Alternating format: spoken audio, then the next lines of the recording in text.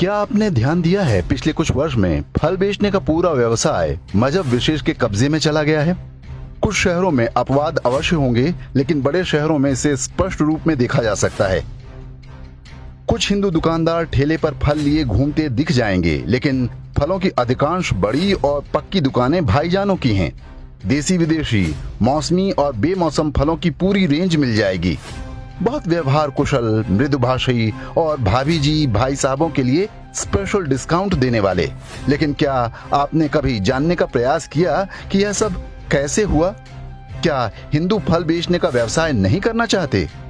वास्तव में इसके पीछे एक बहुत बड़ा षड्यंत्र है।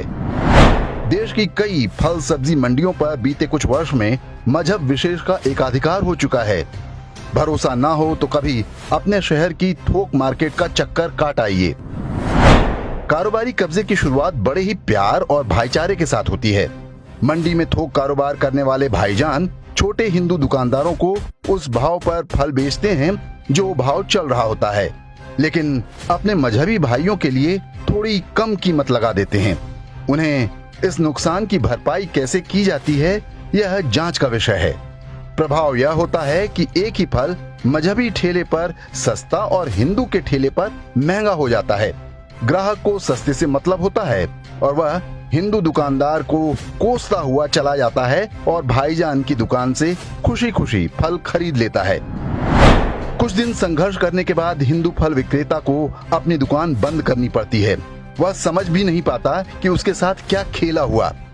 पड़ोस का विक्रेता नुकसान उठाकर फल कैसे बेच रहा है।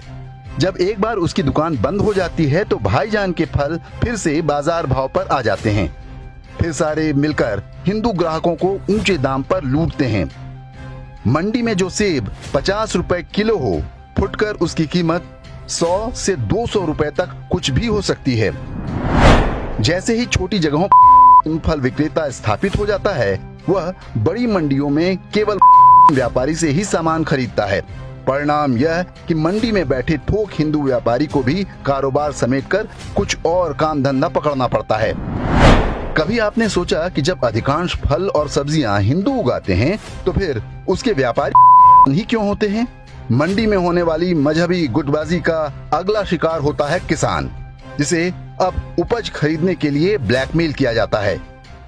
मजबूरी में किसानों को अपनी सब्जियां सस्ते और औने पौने दाम पर बेचनी पड़ती हैं। यह किसी एक मंडी की कहानी नहीं है। दिल्ली, उत्तर प्रदेश, बिहार और मध्य प्रदेश के कई शहरों में यही हाल है।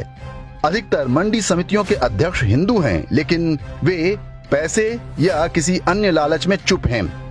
इन मंडियों में मजहबी व्यापारी हिंदुओं को खुलेआम दाम बताते हैं, लेकिन को अपने हाथ को तौलिए से छुपाकर या उंगली दबाकर दाम बताते हैं, ताकि बगल में खड़े हिंदू को सही दाम का पता न चल सके। बाजार में किसी भी तरह की एकाधिकार गतिविधि कानून की दृष्टि में अपराध है। सरकारों और सरकारी अधिकारियों की नींद जब टूटेगी तब टूटेगी। इसे रोकने के लिए आप अपनी तरफ से शुरुआत आज से ही कर सकते हैं। कोई भी सामान अच्छी तरह देखभाल कर ही खरीदें।